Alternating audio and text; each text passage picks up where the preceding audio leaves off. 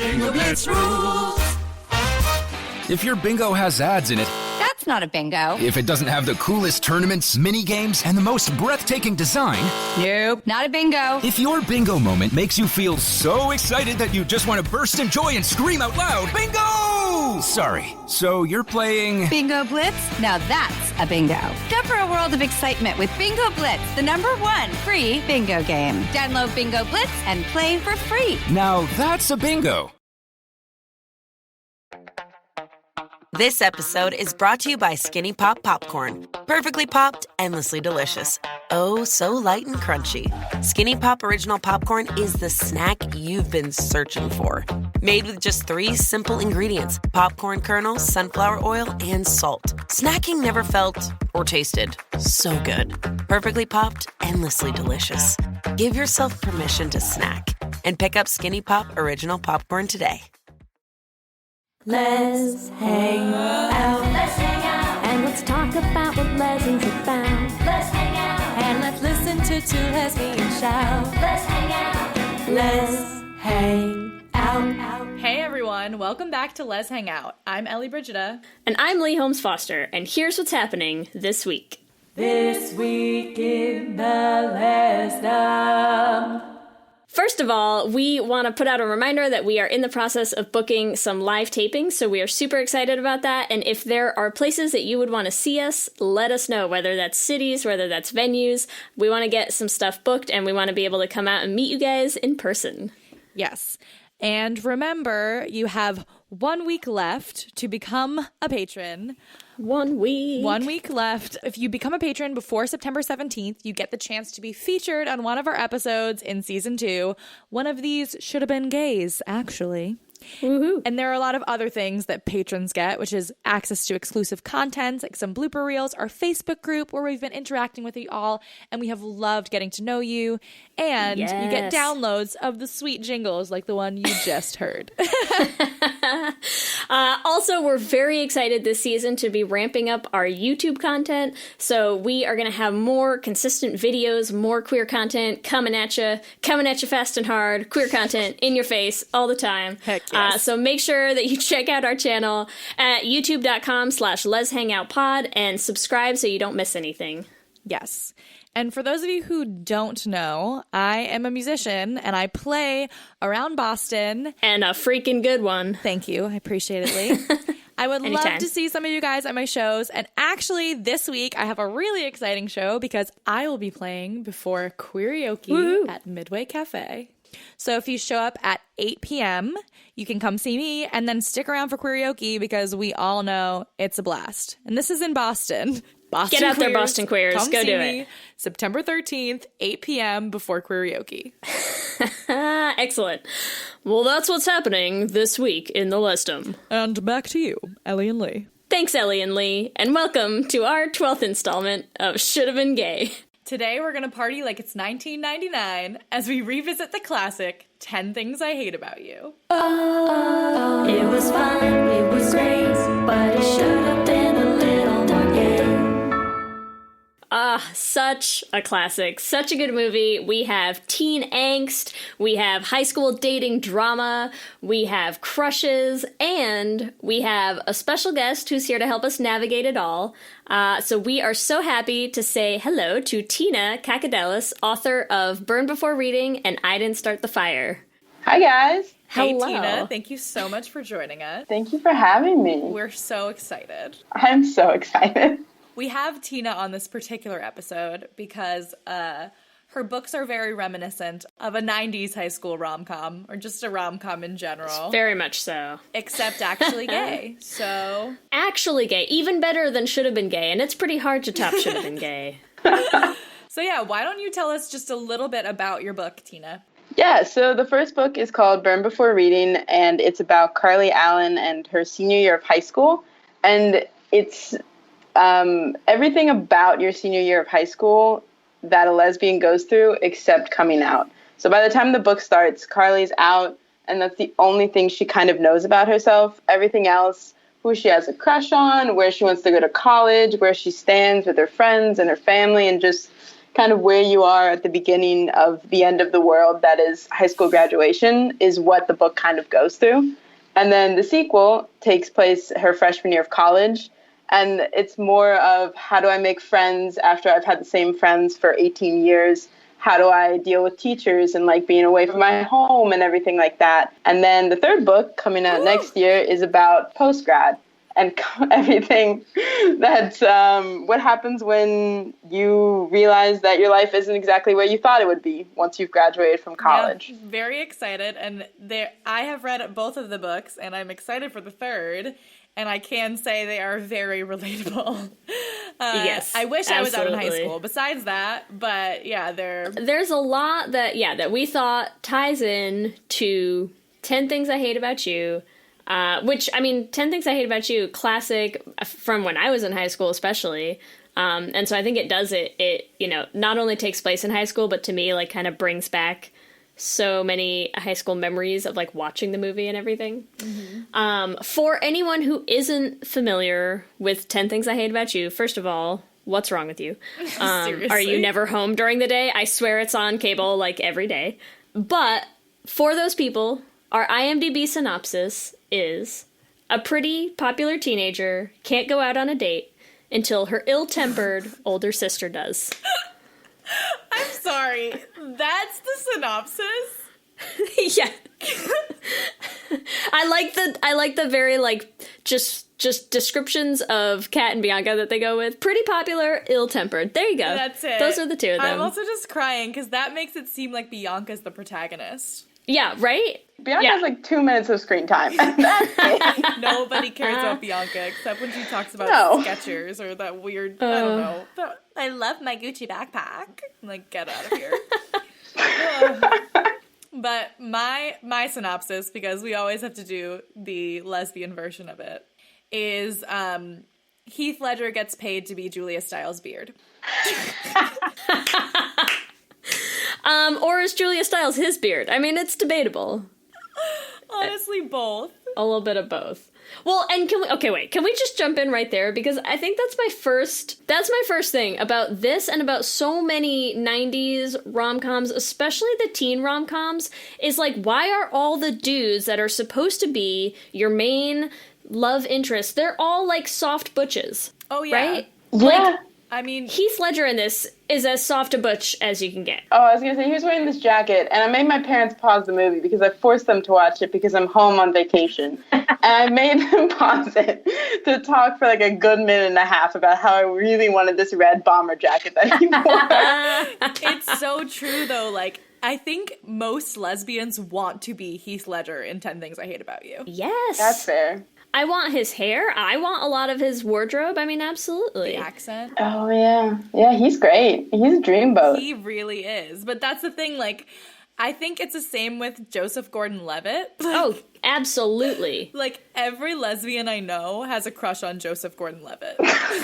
Well, and probably because we all watched this movie where, like, I'm sorry, there's no way Cameron is not a lesbian. He's such a lesbian. He's gay for sure. Right? For sure. Oh my god. And he's so cute and sweet and just, like, I feel like he'd be really soft. He's got that cute, cheesy little haircut. He is so hopelessly into the girl. He learns French for her. I mean, come on. Yeah, he's like, let's go sailing. Like, come on. I mean, that was my haircut from middle school through high school. Exactly. Like, I feel like it's, you know that that site that used to be like lesbians that look like Justin Bieber? Yes. Yes. I feel like it's the same with Joseph Gordon-Levitt. Yes. Oh, no. It really is. Because it was the pixie cut that we all had as, like, the gateway to just, like, cutting all our hair off. Yeah. Cameron. But I do love him. Like, I still, to this day, am like, yes, Joseph Gordon-Levitt, like, would turn me. But, like, would he turn me, or would I still be a lesbian if I dated him? You know what I mean? I don't know. It's hard to say. Yes. It's hard to say for sure.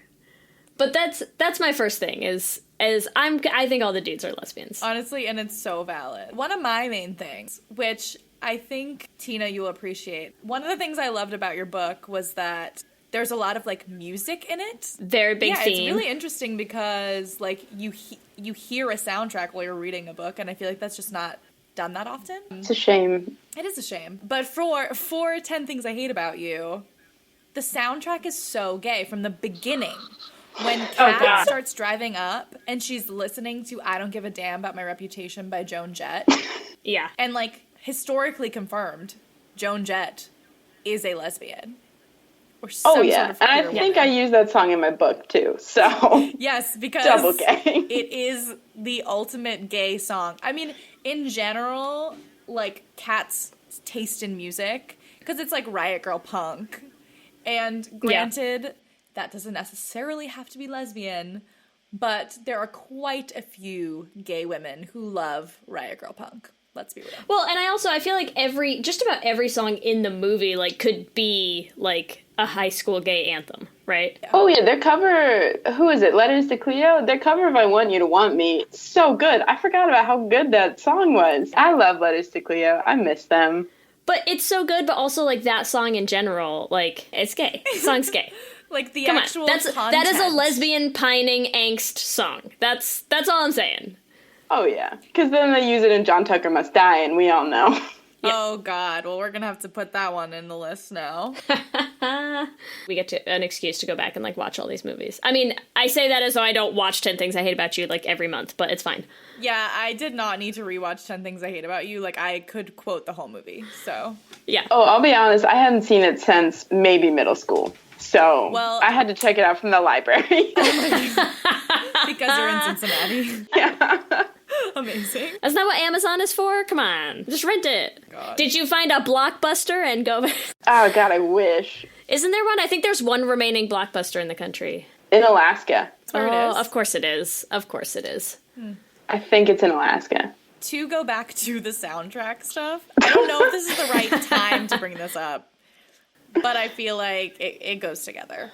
So there's this scene where Heath Ledger goes to this bar because it's like Julia Stiles' favorite band is playing, right? And can we all just agree they're in a lesbian bar? 100% yes. Absolutely. They're not even hiding it. You walk in the door and it's just all women. There's like two dudes, and like including Heath Ledger. The other one's probably the bouncer and like maybe the bartender. Yep. One of them's the bartender. There's another guy who's sitting next to Heath Ledger when Julia Stiles comes up to the bar when she says, I need agua, which is so cringy. Yeah. No, but either way. And he's sipping a strawberry daiquiri.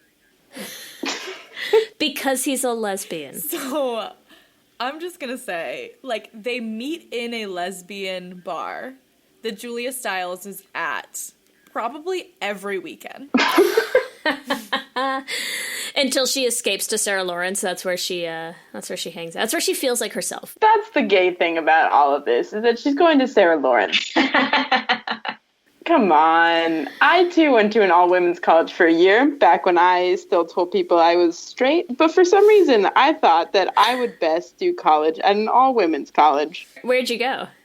Hollins University in Roanoke, Virginia. Like, 4 months in, I was like, I'm gay. Oh. And then you had to transfer? Like, why did you leave? No, well, that's a whole other thing about an ex that we probably don't need to go into. Okay. It would not be a lesbian podcast without you bringing out your ex at least once. If we had lesbian podcast bingo, I think that's, that's like the center square. That's just the gimme. It's like the star bringing up an X. It's fine. Yes, agreed. That's okay. 100%.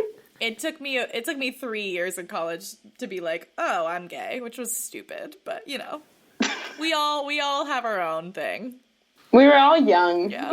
Hey, it's fine because Kat obviously doesn't come out until college also, so. Yeah. Yes. And Heath Ledger's definitely a gateway. He is. Oh, Heath Ledger. We should all have a strawberry daiquiri in memory. I know. Of Heath Ledger and his beautiful, beautiful face and hair. He is so beautiful. His hair is so nice. Really I'm jealous. Also, rocking some great hair in this movie, Gabrielle Union. I love having her back in It Should Have Been Gay. So, are we shipping her and Bianca as well? Or no? I feel like, I don't know. I don't know. I mean, part of me wants to, but then also part of me just, like, wants to ship her with Cameron because he's the biggest lesbian of them all, so... Well, and when we talk about, like, Heath Ledger's wardrobe in the movie, like, Heath Ledger's wardrobe in the movie is the wardrobe I wish I'd had, like, being out in high school. I think Joseph Gordon-Levitt is the wardrobe I did have. Actually had, yeah. Yeah, I had the same. Yeah, I don't really love them together, so I'm gonna say no. I just don't really like Gabrielle Union's character or Bianca, so I'm just like, Bianca doesn't deserve Cameron. Cameron's a cutie. Okay, but can we agree Bianca doesn't deserve anyone, but if she had just been Alex Mack in the movie, then she could have. you're right. Right? You're right. But not as Bianca. This has nothing to do with this episode, but great segue. Well, it has something to do with the episode, but nothing to do with Should Have Been Gay. I just want to have a moment of appreciation for their father. Oh my god, I love him. Oh, he's phenomenal. I just love him, and honestly, it just popped into my mind. I was like, remember the dad? And I just wanted to say it. Yes. Love him in this. Love him in Princess Diaries. Love him. I just love that he's so committed to this dad role that he was in the 10 Things I Hate About You TV show as the dad still. I couldn't get into the show. Did you watch the show? I may or may not have the whole first season on my computer because iTunes was giving it away for free. Wow. But have you watched it is the question. Yep, I've seen it all. Is it good? I remember liking it more than the real movie, which is probably blasphemous for me to say. It is a little bit. All right, well, maybe I need to check it out. I don't think I could ever like it more than the real movie, because 10 Things I Hate About You, I remember watching like middle school at like my first party, you know? But like I don't have the same attachment to it as I think like it sounds like Lee has. But for me, that was kind of like Clueless was mine that I could watch every single day. I watch 10 Things I Hate About You probably 10 times a week. Like, so many times. It also was just, it's on all the time now. Like, I feel like since I was in college or something, like, I feel like every time you turn on the TV, you could find 10 Things I Hate About You playing. If it's like a weekend morning, yeah, and then there's have nothing to on. sit and watch 10 Things it. I Hate About You is on. Yeah, exactly. You have to. Also, I just want to take a moment to talk real quick about because you know me and I love my lesbian rabbit holes. Just going deeper and deeper. So before we were filming, I was asking Ellie if Allison Janney had played gay in something, or if I just felt like she should have.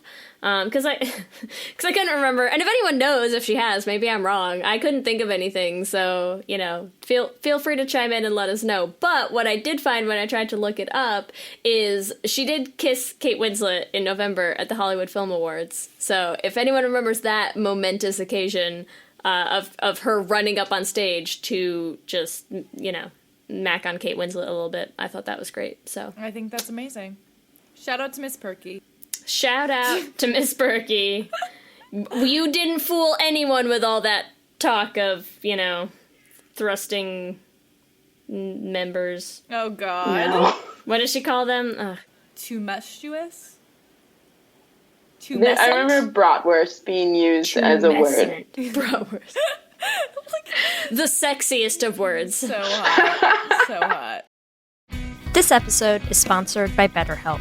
And as we head into Thanksgiving time, I want to start by thanking my wife, Kelsey, who has not only listened to just about every episode of this podcast for 8 seasons now, but who also is the only reason I'm able to make time to record it every week. She takes the kids, gets them dinner, and gets them ready for bed just so that Ellie and I can come on and yell about gay things into each other's faces for an hour. So here's a reminder to send some thanks to the people you're grateful for in your life, including yourself. I've been in therapy for a long time now, and one thing that's so important about therapy is how it teaches you to be more intentional. And being intentional about gratitude and how to show that to the people you appreciate is just one of the many benefits that I've gotten from therapy over the years. If you've been thinking of starting therapy, consider giving BetterHelp a try. I know how hard it can be to find time for regular therapy, and BetterHelp is designed to be flexible and convenient for your schedule. You can fill out a brief questionnaire to get matched with a licensed therapist, and you can switch therapists at any time for no additional charge. If you want to start being more intentional about gratitude in your life, visit betterhelp.com/leshangout today to get 10% off your first month. That's BetterHelp, HELP.com/leshangout. Let's hang out. For many businesses, the holiday season can be both an exciting and stressful time. With so many balls in the air, one thing you definitely want to know you can rely on is how you're selling your products. And with Shopify, you can rest easy knowing it's the home of the #1 checkout on the planet. Nobody does selling better than Shopify. And when it comes to successful brands like Aloe, Allbirds, or Skims, an often overlooked secret is all the things that go on behind the scenes that make selling and, for shoppers, buying simple. For millions of businesses, if you take a peek behind that curtain, you'll see that Shopify is what makes it all possible. Shop Pay boosts conversions up to 50%, so that's more happy customers and way more sales going. It's true all the time, but especially this time of year, your commerce platform better be ready to sell wherever your customers are scrolling or strolling, on the web, in your store, in their feed, and everywhere in between. Businesses that sell more sell on Shopify. Upgrade your business and get the same checkout we use for Realm merch with Shopify. Sign up for your $1 per month trial period at shopify.com/realm, all lowercase. Go to shopify.com/realm to upgrade your selling today. Shopify.com/realm.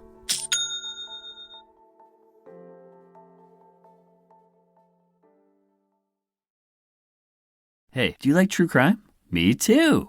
And I know what you're thinking. There's so many true crime pods out there, you've already heard all the stories. Well, what if I were to tell you you're wrong? I'm Leroy Luna, the host of Excuse Me, That's Illegal, the podcast that takes a hardcore look at softcore crime. I've got a back catalog of hundreds of bizarre and hilarious stories just waiting to be heard by you. So come join me. Excuse Me, That's Illegal is available anywhere you get your favorite podcasts, with new episodes dropping on the 10th, 20th, and 30th every month, baby! You come to the New Yorker Radio Hour for conversations that go deeper, with people you really want to hear from, whether it's Bruce Springsteen or Questlove or Olivia Rodrigo, Liz Cheney, or the godfather of artificial intelligence, Jeffrey Hinton, or some of my extraordinarily well-informed colleagues at the New Yorker. So join us every week on the New Yorker Radio Hour, wherever you listen to podcasts. I feel like we can't talk about 10 Things I Hate About You without talking about what it was based off of, correct? Yes, which we haven't yet. You didn't even include it in your synopsis, nor did they include it in the IMDb synopsis. Yes. No one cares about Shakespeare. No, except for Mandela. Mandela cares about Shakespeare. Oh my god. Okay, well, before we even get into that, let's talk about Mandela. Like, Mandela and Kat clearly are the only two people they ever hang out with are each other. Yes. They probably have sleepovers where they, like, talk about feminist theory and braid each other's hair, I don't know. And dress in period costume. Yeah, okay. Sounds pretty gay to me. If we're trying to get to who our main ship is, that's my ship, Kat and Mandela, for life. That's fair. That's fair. And that is, that just, to me, feels valid. Yeah. Like, that's... You might be the only one that's ever said that before, but... Why? I love Mandela. No, I thought she was great. I forgot about that whole little, like, D subplot entirely. Oh, my God. Oh, the Shakespeare one? Oh, my God. Yeah, better subplot is that... She got, like, a dress for her in her locker, right? Yeah. But twist is, it was Kat. They both show up in medieval garb, ditch the boys, and live happily ever after. You gotta write that. I can see it. Can we have a ship name for them? What would their ship name be? Like Catarella? Catella. Catarella? Well, Catella. Candela. Okay. I can do it. Yeah. My favorite part of these episodes is trying to make up weird new ship names. Oh, but if you go the other way, we could get Mandarina, which I also kind of like. Because her name is Katarina. Yeah. I was like, wait, what? Mandarina. Mandarina. Mandarin. That sounds like a fruit. Yeah. Just a very, even smaller mandarin.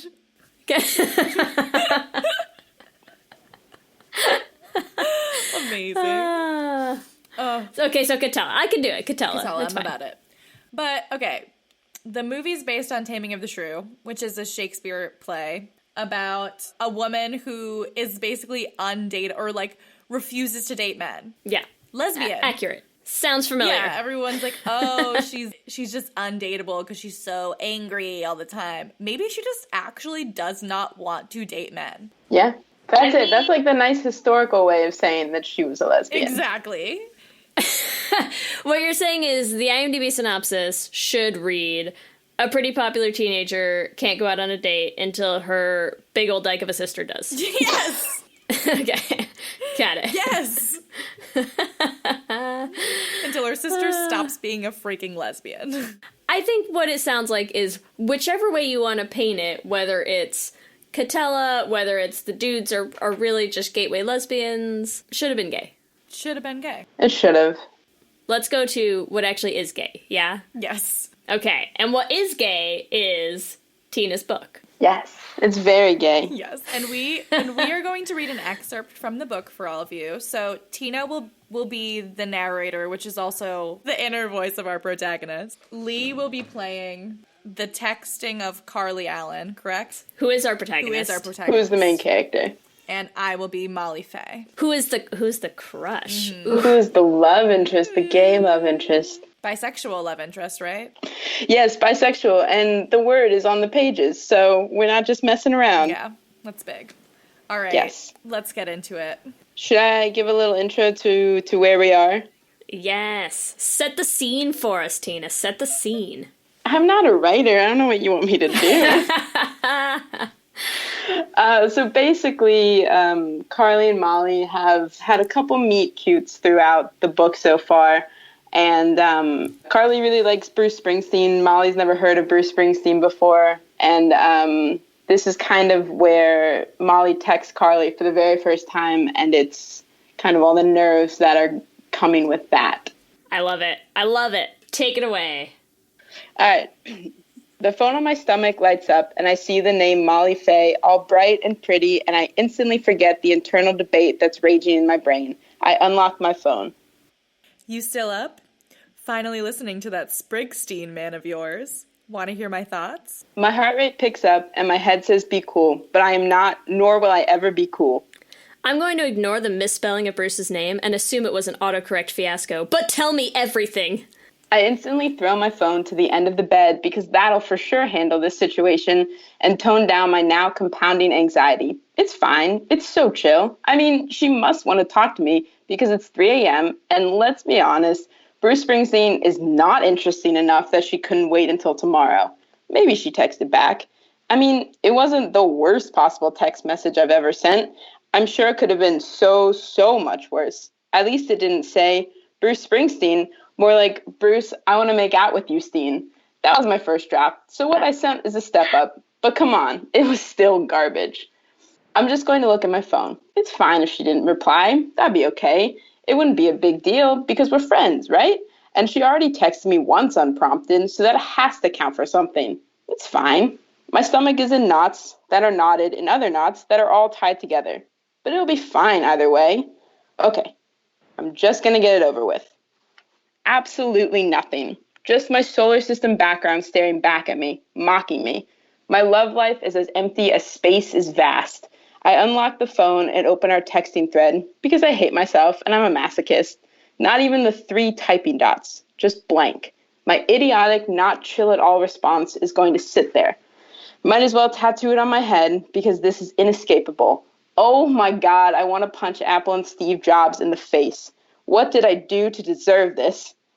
At any rate, I should just set my phone on fire and pray that I can block this out of my brain entirely. Never again will I attempt to connect with someone. This is just plain ridiculous. My life is sent into turmoil because I'm overreacting to a 1-sentence text message. The worst part is that I can't stop checking my damn phone. It's been like 15 minutes, and yet every single time a tiny glint of light catches the screen, my heart picks up a little, and I think, oh, I'll forgive you for not responding in a timely manner. It's not like you have anything better to do because it's 3 a.m. But it's still nothing. I should just give up and become a nun. And then she texts me back.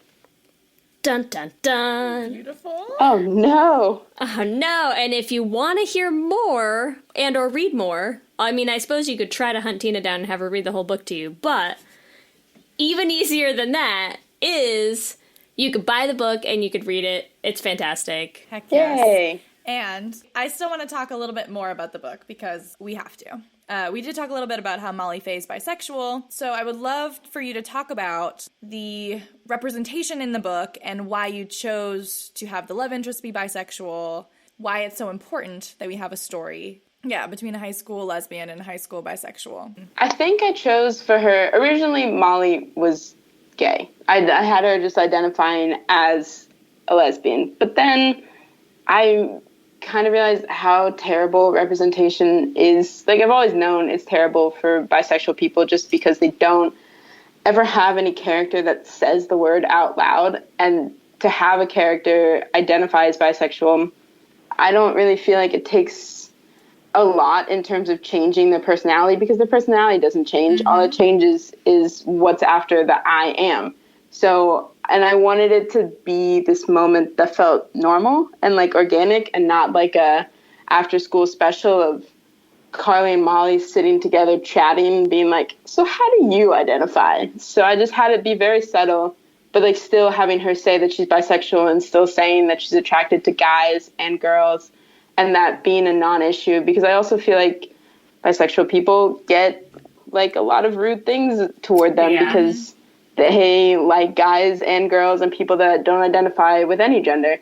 And so I wanted to show kind of a healthy relationship where that's the part that there are no questions asked, that's not where the drama is. The drama is everything else the world throws at the characters as far as where their life's going to go mostly. Yeah, I love that. I think another thing too that I love about the book is that, like you said, the central issues of the book are not their sexuality. No. Right. So why do you think it's so important for us to have a book that's just about us? And our identity is obviously and our relationships are a part of that, but it's not the most important thing. Because I mean, you come out and you still have to graduate from high school or from college or middle school, or you still have to pay your mortgage depending on when you come out in your life.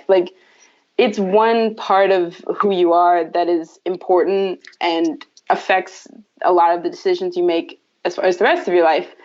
But there are days where it might never come up, where you might not ever come out to somebody, but you still have to worry about how your bills are going to get paid.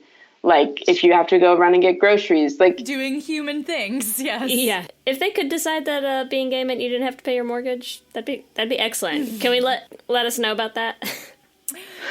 But yeah, it's just I feel like when I came out and I grew up on the OC and One Tree Hill and really just the ridiculous 90210, just all the drama shows where their lives were super dramatic and super ridiculous, but at the end of the day, you knew that there was going to be a happy ending for them. And when I came out, I started reading a bunch of gay literature and seeing gay movies and things like that.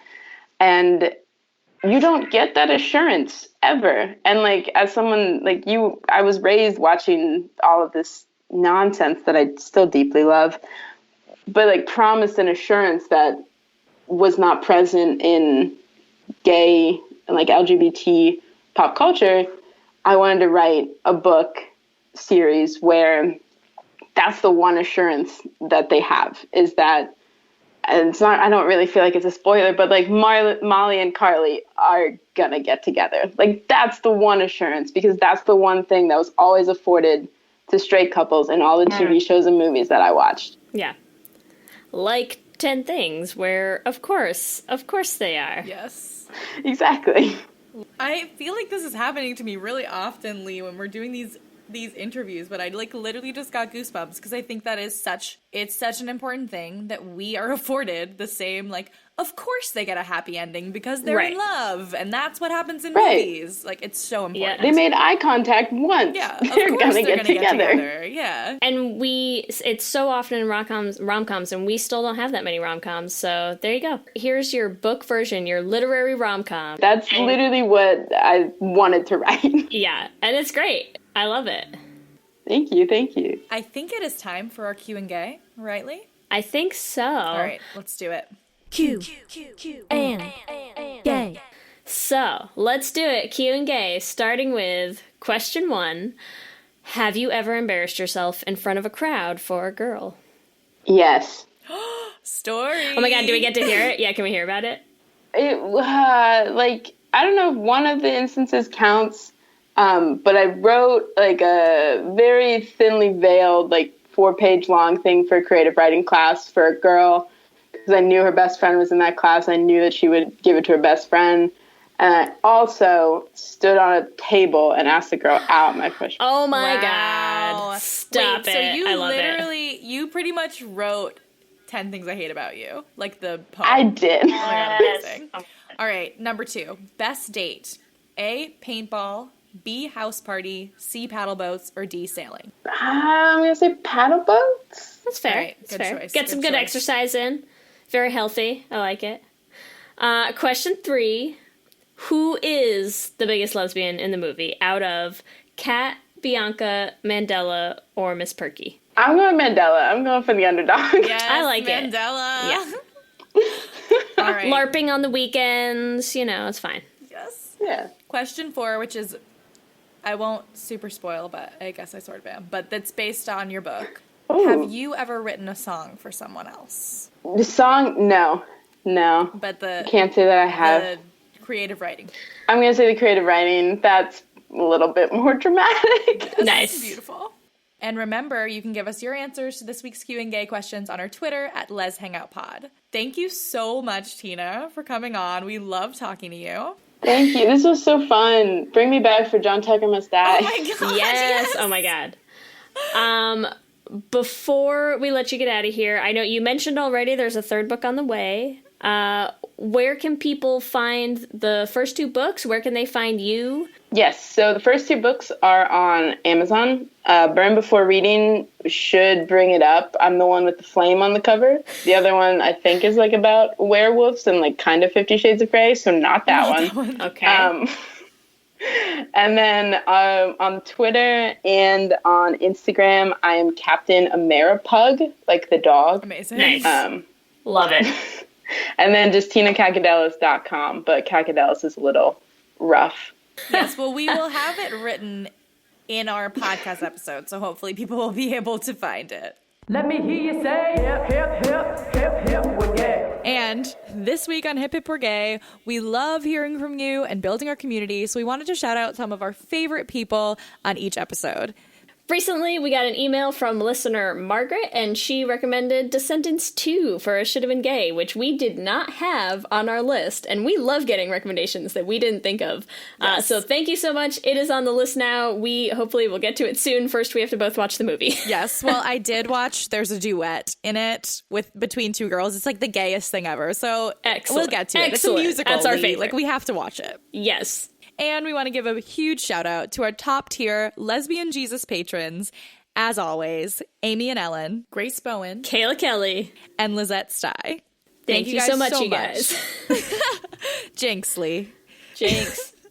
Thank you guys so much. We could not do it without your support. And you can find us on social medias. We are at Les Hangout Pod on Instagram, on Facebook, and on Twitter. You can email us at leshangoutpod@gmail.com. You can check out our website at leshangoutpod.com. And make sure you subscribe to our YouTube channel at youtube.com/leshangoutpod. If you want to help support us, there's 2 main ways that you can do that. We have a Patreon with a ton of fun perks, and especially right now until September 17th, if you pledge, you can enter to be featured in an episode for season 2. And you can also check out our merch. You can find that at bit.ly/lesshop. And this week, we will be running a sponsored giveaway by Hot Butch. Hot Butch is a fierce fashion and lifestyle brand offering a one-stop shop for butch and tomboy women to shop their unique style, designed by and for butches, studs, and tomboys. And on our Instagram and Twitter this week, we'll be giving away 2 $50 gift cards, one on Instagram and one on Twitter. So make sure you follow us on both so you can enter double the times. And if you want to find me individually, you can find me at Ellie Brigida on Instagram and Twitter. You can follow me on Instagram and Twitter at LSH Foster. Tina, thank you again so much for joining us. Thank you guys. This was so fun.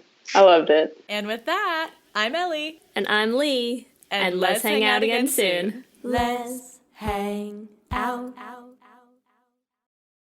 What's up, everyone? It's Noah Daniels. Hey, y'all, I'm JJ. Hey, guys, it's Kat. And we're your hosts of the Real Hauntings podcast, where we bring on guests to share their first-hand encounter ghost stories and supernatural experiences. Now on to the trailer.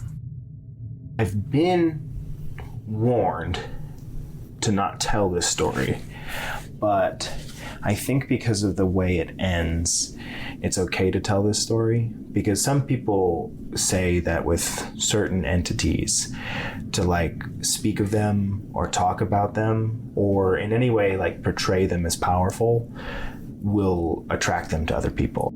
The creepiest thing about it to me is a lot of times it would wait for me to notice it.